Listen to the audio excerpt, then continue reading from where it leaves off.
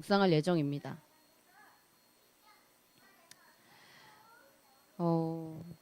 룻기는 문학적으로 굉장한 가치가 있어요. 물 흐르듯 이야기가 이어지는데요. 그 안에 하나님의 섭리를 깊이 경험할 수 있는, 느낄 수 있는 아주 귀한 책입니다. 룻기의 배치를 생각해보면 좀 뜬금없거든요. 왜냐하면 사사기와 사무엘서 사이에 끼어 있기 때문입니다.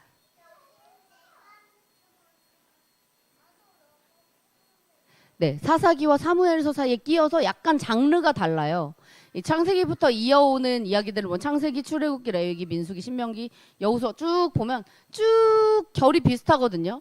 죄짓고 심판하시고 죄짓고 심판하시고를 반복하는 큰 그 사이에서 약간 무섭고 약간 두려운, 그리고 또 상처를 싸매시는 이 하나님의 모습이 담겨 있다가 룻기에 갑자기 뜬금없이 어떤 여자랑, 외국인 여자랑, 보아스라는 남자랑 뭐 이렇게 등장을 합니다. 굉장히 소소한 이야기가 등장을 해요.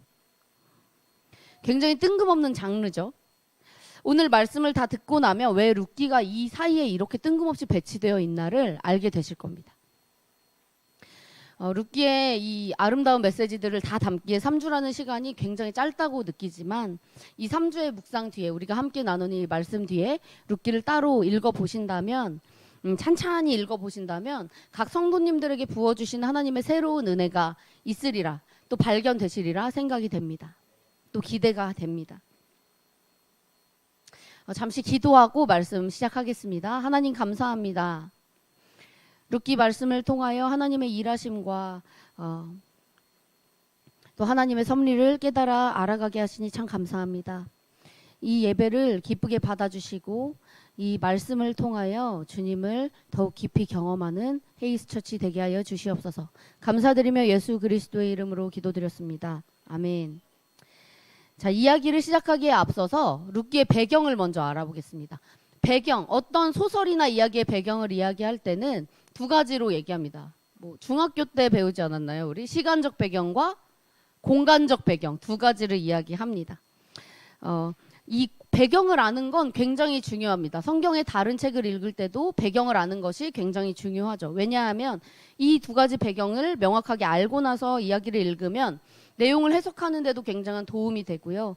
이 당시의 문화와 이 사람들의 관념, 생각, 이런 것들을 감안해서 볼 수 있는 눈이 생기기 때문입니다. 시간적 배경을 보면 일단 구약이죠. 남성 중심 사회였고 목축업, 또 농경 이런 것이 전반적으로 깔려있는 기본이 되는 시대였습니다. 그러니까 성인 남성이 곧 집안의 힘, 집안의 기둥, 이런 시대였죠. 구체적인 시간적 배경은 룻기 1장 1절에 등장합니다. 오늘 말씀을 조금 계속 1장 전체를 조금 볼 거라서 말씀을 룻기 1장을 펴놓고 말씀을 들으시면 도움이 될 것 같습니다. 1장 1절에 보면 사사들이 치리하던 때라고 나옵니다. 즉 가나안 땅에 들어온 후에 이방 민족들의 공격을 받으며 살던 때, 타락과 회복을 반복하던 그 때입니다. 시간적 배경만 본다면 사사기와 사무엘서 사이에 들어가기에 알맞기는 한 거죠. 공간적 배경을 보겠습니다. 베들레헴입니다. 그리고 모압이죠. 우리는 베들레헴이라는 걸 듣자마자 누구의 고향이죠? 예수님의 고향이라는 걸 알 수 있습니다. 그렇지만 사실 이 베들레헴이라는 마을이 우리한테나 특별하지 그때 당시에는 정말 그냥 촌동네였습니다. 예를 들어 예루살렘은 다들 알았어요. 그때도 수도고 좋은 도시니까. 그러니까 사람들이 지금으로 치면 서울 잠실 이런 데는 다 알잖아요. 어딘지 알잖아요. 그 롯데월드 타워가 있고 막 석촌호수가 있고 다 아는데, 원주시 불온면 아십니까? 원주시 귀래면 이런 데 아십니까? 요런 느낌인 거예요. 베들레헴이 굉장히 작은 촌동네. 그 작은 동네에 흉년이 들어서 엘리멜렉이 아내 나오미와 두 아들을 데리고 모압 땅으로 떠나는 것으로 이 룻기의 말씀이 시작이 됩니다. 근데 처음에 엘리멜렉이 완전히 모압으로 가려던 게 아니었어요. 1절 하반부에 보면 거류하였는데 라는 말이 나옵니다. 거류라는 말은 완전히 자리 잡아서 산다는 뜻이 아닙니다. 어떤 곳에 임시로 머물러 산다는 뜻입니다. 그런데 2절을 보면 거기 들어가서 거기 살더니로 끝이 납니다. 쉽게 말하면 마을에 흉년이 들어서 잠깐 이제 피신을 간 거예요. 먹을 게 너무 없으니까 잠깐 피신을 갔다가 가보니 아이들을 키우기에도 먹고 살기에도 좀 안정적이고 자리를 잡기가 너무 괜찮겠다 싶어서 쉽게 말하면 이민 절차를 밟은 거예요. 비자를 변경한 겁니다. 그런데요, 엘리멜렉이 갑자기 죽고 맙니다. 2절에 들어가서 거기 살더니 이후에 3절에 보면 바로 엘리멜렉이 죽습니다. 원어 성경을 보면 3절 앞에 그때라는 접속사가 붙어요. 거류에서 이민으로 바뀌는 그때 엘리멜렉이 죽었다는 거죠. 나오미는 두 아들이 있기 때문에 돌아갈 수가 없었습니다. 모압에 남아서 10년을 살면서 두 아들을 키우고 모압 여자와 결혼까지 시킵니다. 사실 여자 혼자서 아이 둘을 키운다는 게 고대 사회에서는 우리의 상상 이상으로 굉장히 너무너무 힘이 든 일입니다. 아까 말씀드린 것처럼 성인 남자가 집안에 있느냐 없느냐가 이 집안을 먹여 살릴 수 있느냐 없느냐를 뜻하기 때문에 여자 혼자서 아들 둘을 키워나갔다, 애 둘을 키워나갔다, 이거는 정말 상상 이상으로 힘든 일이에요. 근데 그걸 해냈습니다. 모압 여자랑 결혼까지 시켰어요. 이제야 좀 팔자가 핀 거죠. 쉽게 말해서. 좀 형편이 나아지겠지? 드디어 우리 집안에 아들 둘이, 성인 남자 둘이, 결혼한 남자 둘이, 가장이 생겼으니까. 그런데요, 불행이 여기서 끝나지 않습니다. 남편을 잃은 후 10년, 아들들이 장가를 가고 한 해에 아들들이 시름시름 앓다가 죽고 맙니다. 여기까지 봤을 때 우리가 나오미의 마음을 잠깐 생각해 봤으면 좋겠습니다. 공감과 상상력이 좀 필요한 순간입니다. 이렇게 하는 이유는 이 마음에 공감하고 내가 나오미라면 이라고 생각을 해봐야 이 룻기를 통한 하나님의 마음을, 하나님의 말씀을 깊이 이해할 수 있기 때문입니다. 이 나오미의 허망한 심정, 비참함, 슬픔, 이걸 함께 느껴야 완전히 이해할 수 있습니다. 이 사람들이 왜 떠났나요? 엘리멜렉이 왜 떠났습니까? 베들레헴의 기근 때문입니다. 사사기 21장의 마지막 절을 보면 당시의 시대 상황을 알 수 있습니다. 그때 이스라엘의 왕이 없으므로 사람이 자기 소견에 옳은 대로 행하였더라. 이 왕은 하나님을 뜻하죠. 하나님이 진짜 안 계신 게 아니라 사람들이 왕이 없는 것처럼, 하나님이 없는 것처럼 행동하고 자기 맘대로 살았다는 뜻입니다. 하나님이 이스라엘 백성들을 가나안 땅으로 인도한 이유가 뭔 줄 아십니까? 가나안 땅에는 강이 없어요. 안정적으로 살 수가 없어요. 물이 없으면 농사를 못 지어요. 이 당시는 아까 말씀드린 대로 농경과 목축업이 기본입니다. 근데 비가 안 오면 땅이 말라요. 땅이 마르면 동물이 죽어요. 가축이 없으면 사람도 죽는 것입니다. 물은 생명입니다. 물 없이 아무것도 살 수가 없어요. 하나님이 이스라엘 백성에게 순종과 불순종의 결과를 가르치시기 위해서 가나안 땅으로 인도하신 것입니다. 하나님께 순종할 때에, 하나님 뜻과 합할 때에 하나님을 정말 예배하고 하나님의 임재를 기다리며 순종함으로 나아갈 때 적당한 제때 오는 적당한 비를 통해서 풍성한 생명력과 풍부한 식량을 주시고 정말 번성하게 하시고 하나님께 불순종하는 백성들에게 기근과 가뭄을 주셔서 황폐하게 만드시고 죽게 만드시고 이 생명이 걸린 일을 통해서 순종과 불순종의 결과가 이거야 라고 가르치시기 위해서 이스라엘 백성을 가나안 땅으로 인도하신 것입니다. 즉 이 기근은 하나님의 징계를 의미하는 거죠. 구약의 이스라엘은 신약 시대에 생길 교회들의 모형입니다. 베들레헴은 한 마을이지만 뭐 귀레면 부로면 마을이지만 지금처럼 마을의 이름만 뜻하는 것이 아니었습니다. 하나의 신앙 공동체였던 것입니다. 지금으로 말하면 한 교회인 거죠. 이 베들레헴이라는 신앙 공동체가 각기 자기 소견에 옳은 대로 행하며 하나님께 불순종함으로 기근을 맞은 것입니다. 참 웃긴 게 뭔 줄 아세요? 베들레헴 이름의 뜻이 빵집이라는 뜻이에요. 베이트, 집이라는 뜻의 베이트라는 말과 단어와 빵을 의미하는 레헴의 합성어입니다. 너무 웃기죠? 아니 어떻게 보면 슬프죠? 마을 이름을 빵집이라고 지을 정도로 풍성한 공동체였습니다. 늘 하나님께서 함께 하시는 임재가 있는 공동체였습니다. 그런데 그 빵집이라는 이름의 풍성한 공동체가 하나님께 불순종함으로 기근을 맞이한 것입니다. 빵집에 먹을 빵이 없으면 손님들이 오나요? 안 오지요. 맞아요. 있는 손님들도 다른 빵집으로 떠나겠죠. 식량을 구하러, 빵을 구하러 떠나겠죠. 엘리멜렉과 가족들이 떠난 것은 생존을 위한 선택이었습니다. 이 말씀을 가지고 개인의 잘못된 선택으로 심판을 받았다라고 해석하면 곤란하다는 말씀을 드리는 겁니다. 베들레헴에 하나님의 임재가 없다, 하나님의 임재가 떠났다라는 것이 가장 큰 문제였다는 것입니다. 아들 둘이 죽고 며느리 둘과 이 모압 여자 며느리 둘과 나오미 셋만 남았습니다.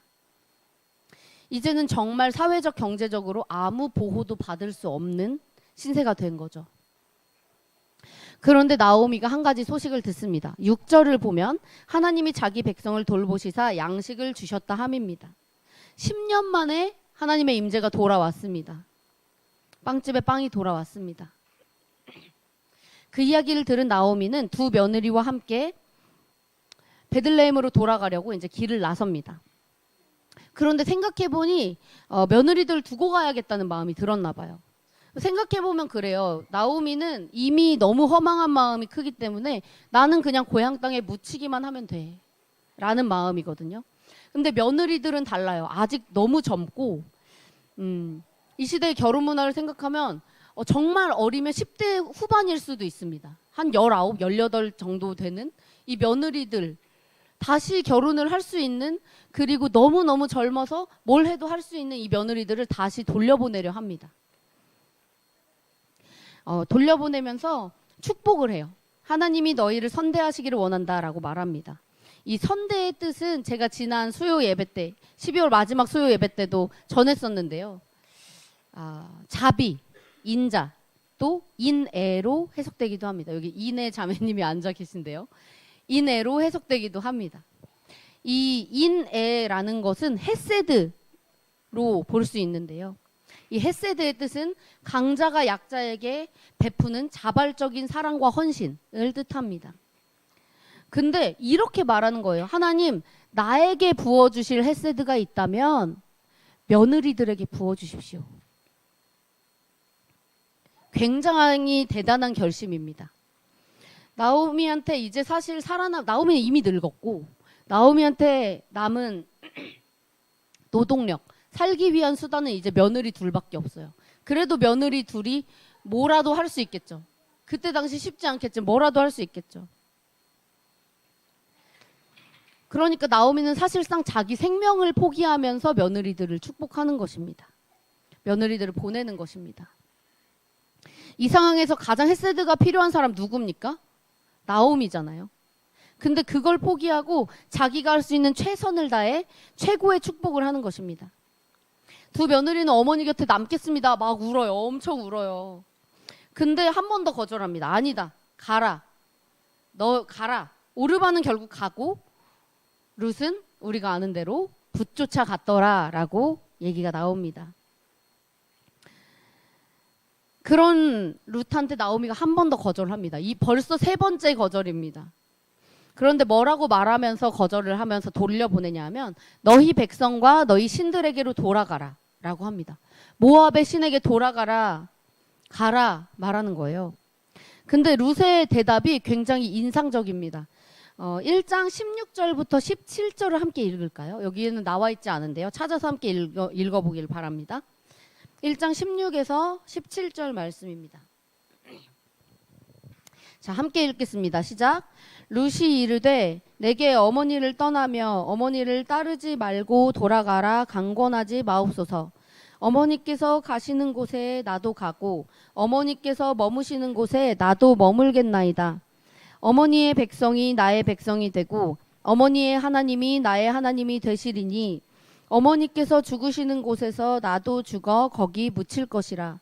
만일 내가 죽는 일 외에 어머니를 떠나면 여호와께서 내게 벌을 내리시고 더 내리시기를 원하나이다 하는지라. 아멘. 이것은 엄청난 고백입니다. 자신의 안위와 생존권을 포기하겠다는 결심이고, 나의 정체성은 이제 모함 여자가 아니에요. 우상을 섬기는 사람이 아니에요. 어머니, 나는 이제 하나님의 사람이에요. 어머니의 가족이에요. 이 고백을 하는 것입니다. 선포하는 것입니다. 게다가 17절에 어머니와 함께 묻히겠다라는 말은요, 어떤 추상적인 이 마음을 뜻하는 것이 아닙니다. 이스라엘의 장례 문화가 어땠냐 하면 가족 무덤을 만들었었습니다. 사람이 죽으면 이 사람의 살이 썩을 때까지 묻어두는 무덤이 있어요. 그리고 이 살이 다 썩으면, 썩어 없어지고 뼈만 남으면 이걸 추려서 가족 무덤에 함께 묻습니다. 룻은 진짜로 어머니, 나는 어머니랑 같이 묻힐 겁니다. 선포하고 있는 것입니다. 저 어디로 가라고 하세요? 저 어머니의 가족인데. 이 얘기를 하고 있는 거예요. 아주 이상한 선택이죠. 미련하고 바보 같은 선택입니다.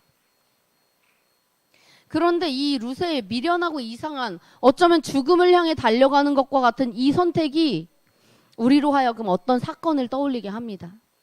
뭐냐면요, 바로 예수 그리스도가 이 땅에 오심입니다. 예수 그리스도는 헷세대의 완전판이십니다. 소망 없는 나오미와 한편이 되어 소망이 되어준 룻, 젊은 룻. 그 룻의 모습에서 스스로 인간의 모습으로 약함이 되어 우리 편에 서신, 그래서 우리의 소망이 되어주신 예수 그리스도를 떠올리게 됩니다. 그러니까 우리가 이 말씀을 볼 때는 그저 효심 깊은 며느리, 어머니를 떠난 오르바, 이렇게 해석해서는 안 되는 거예요. 이거는 어떤 개념이냐 하면, 한 영혼을 위해 내 생명을 버리고 바치는, 이 함께하기로 결단하는 구원의 사역인 것입니다. 참 희한하지 않습니까? 나오미가 내 생명, 나는 하나님, 이제 나는 그냥 나 고향으로 가서 묻히기만 하면 돼요. 그러니까 나에게 주실 헤세드가 있다면 룻한테 주세요, 오르바한테 주세요라고 하나님께 기도를 했는데, 도리어 하나님은 룻을 통해서 나오미에게 헤세드를 부어주십니다. 이 말씀을 듣고 우리가 누군가에게 선대할 때 하나님이 다 갚아주실 거니까 그걸 기대해라, 이렇게 해석해서는 안 됩니다. 나오미가 이걸 의도하고, 하나님이 내가 이렇게 하면 하나님이 이렇게 해주시겠지? 이걸 의도했다면 놀부죠, 놀부죠. 어떤 의도가 있이 한 선대가 진정한 선대도 아닐 뿐더러 이건 놀부심보입니다. 그게 아니라 정말 진심으로 사랑하는 마음으로 룻을 위해, 오르바를 위해 축복한 게 아닙니까? 우리 안에 이 결단이 있어야 할 것입니다. 누군가를, 한 영혼을 사랑할 때에 그냥 하나님 얘 그냥 축복해 주세요 정도가 아니라, 하나님 내 것까지 다 주셔도 괜찮아요. 이렇게 해서 이 친구가 정말 잘 살 수 있다면요, 하나님 저 괜찮아요. 이 사랑의 결단이 있기를 소망합니다. 축복합니다. 또한 룻과 같은 사랑의 결단이 있기를 축복합니다. 룻의 결심이 나오미 자신을 위한 것이기도 하지만 동시에 하나님을 향한 것임을 알게 된 나오미는 더 이상 룻을 말리지 않습니다. 사실 말릴 수가 없는 거죠, 이제는.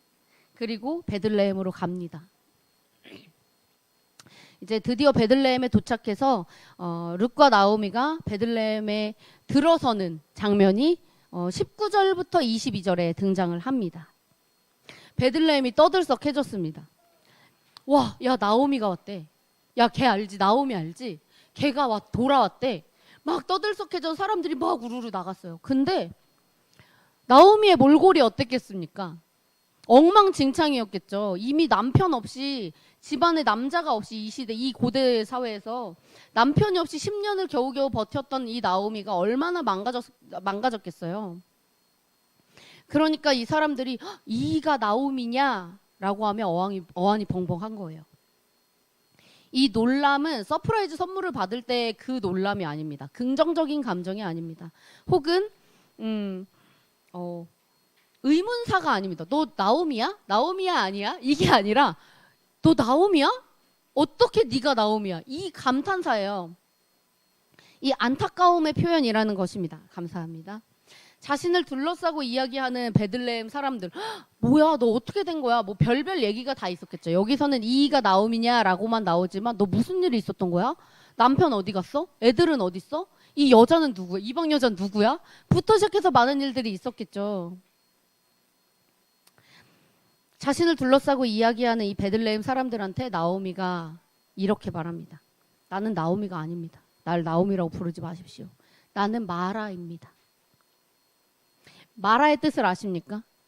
우리가 잘 알고 있는 대로 출애굽기 15장에 나오는 쓴물, 마실 수 없는 고통의 쓴물을 의미합니다. 참 역설적인 게요. 아까 빵집에 빵이 없다고 했잖아요. 나오미의 이름의 뜻이 뭔지 아세요? 즐거운이라는 뜻이에요. 너무 슬프지 않습니까? 즐거운이라는 이름이 기쁨인데, 기쁨아 너 어떻게 된 거야? 하나도 기쁨이 없는 채로 돌아온 거예요.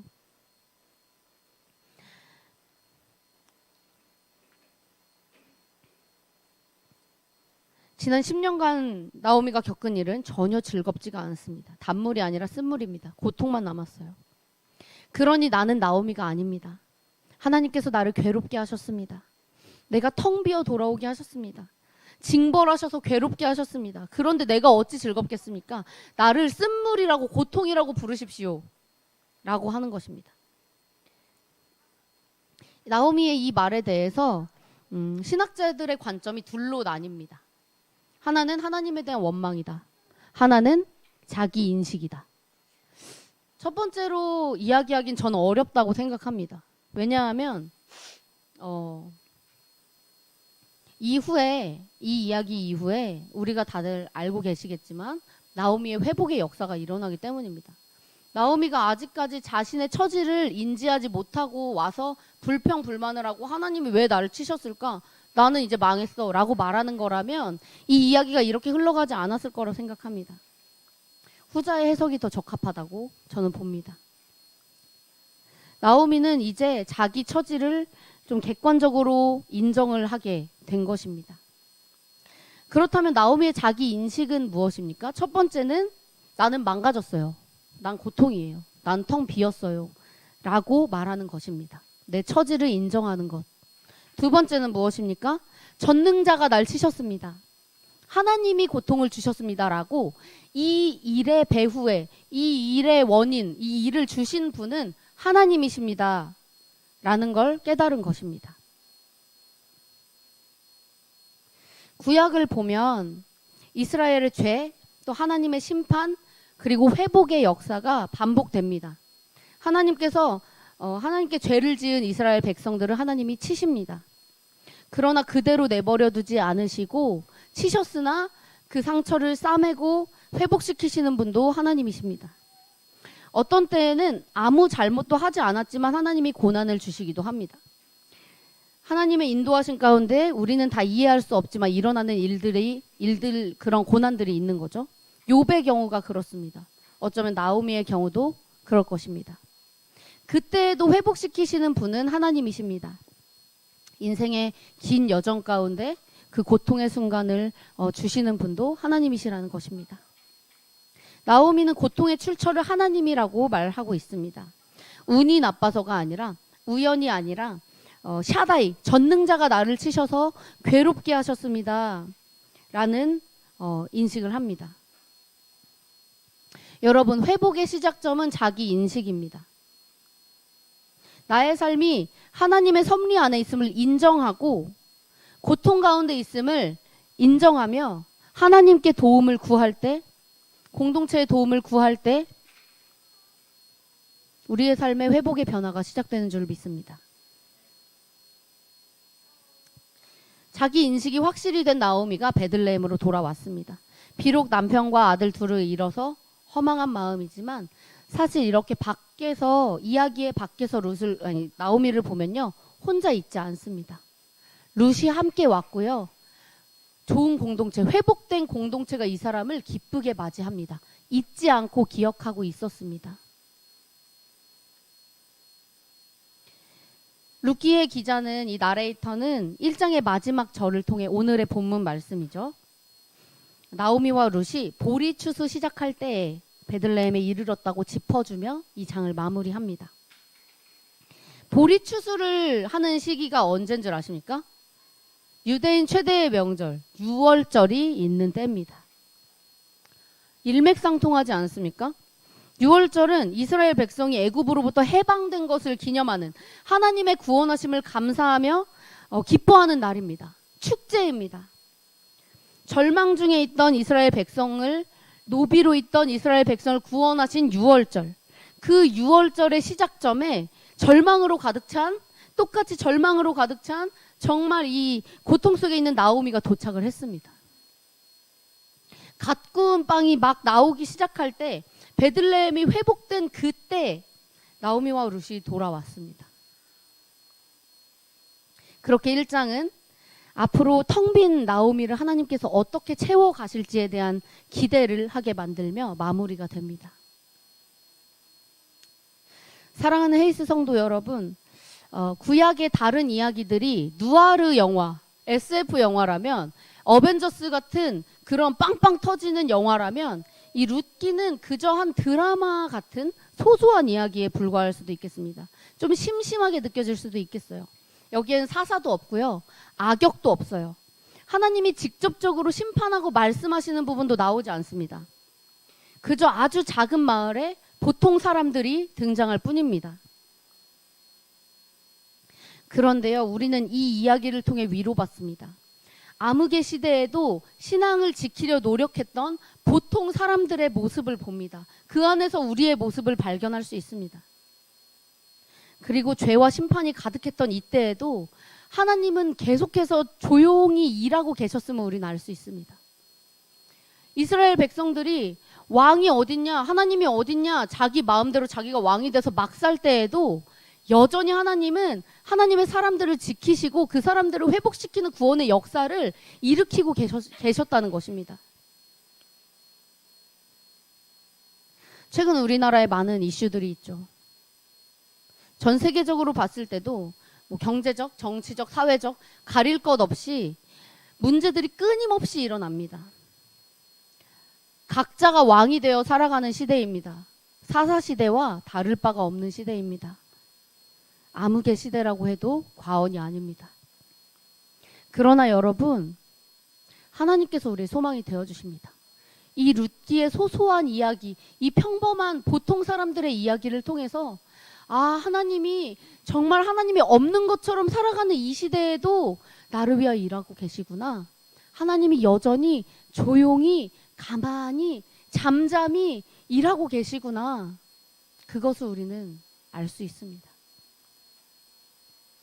우리 안에 빵이 가득하길 소망합니다. 아멘? 아멘이십니까? 우리 안에 하나님의 임재가 가득하길 소망합니다. 헤이스처치 안에 빵이 가득하길 소망합니다. 또한 우리의 생명을 걸고 교회 안팎의 이웃들을 사랑할 수 있길 소망합니다. 정말 내 몸과 같이, 어쩌면 내 몸보다 더 사랑하길 소망합니다. 품어주고 함께 해주고 하나님 햇새들을 부어주십시오. 햇새들을 부어주십시오. 함께 기도할 수 있길 소망합니다. 우리의 삶이 하나님께 속해 있음을 믿으십니까? 우리의 삶이 하나님께 속해 있음을 믿으십니까? 어쩌면 고통의 정말 그 가운데 토막에 있는 그 순간에도 그 순간마저 하나님의 의도하심이고 하나님의 인도하심임을 믿으십니까? 그렇다면 우리가 믿는 대로 사십시다. 세상의 사람들처럼 기준 없이 내 마음이 기준되고 내 생각이 기준돼서 내가 여자야 하면 여자고 남자야 하면 남자고 나는 돈 많이 벌 건데 그게 뭐가 나빠? 돈 많이 버는 게 내 인생의 목표야. 돈 벌기 위해서 당연히 누군가를 밟고 올라가야지 라고 말하는 이 시대에서 그걸 뛰어넘은 사랑을 하시길 바랍니다. 하나님은 그 너머에 계십니다. 우리가 그걸 넘어가야 합니다. 성령님이 우리를 그 너머에 인도하여 주실 것을 믿고 인도하심을 따라 살아가시길 바랍니다. 오직 말씀을 기준으로 하나님의 인도하심을 기준으로 살아가는 그 삶을 맡기고 살아가는 우리 헤이스처치가